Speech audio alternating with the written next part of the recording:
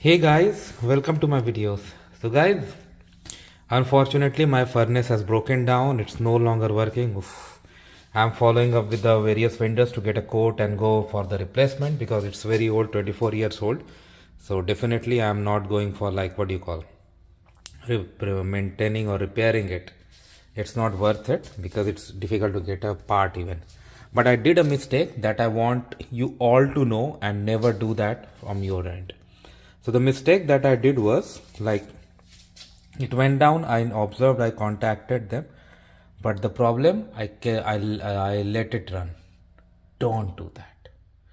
Don't do at all. What happened today when a vendor came to see what the model I had, and while he was checking everything, what he noticed, this transducer was very hot, and if it would have been like that for so long, it might have picked up the fire. Although I have fire protection and other things available over here, as you can see, but why to do that?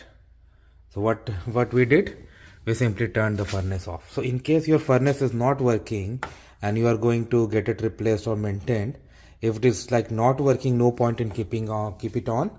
Turn it off so that no part picks up the heat and that damages further, or anything may happen. It may start leaking or anything. Don't do that. So that's going to be good for you, your house protection, everything. Make sure you do this, and thanks for watching this video.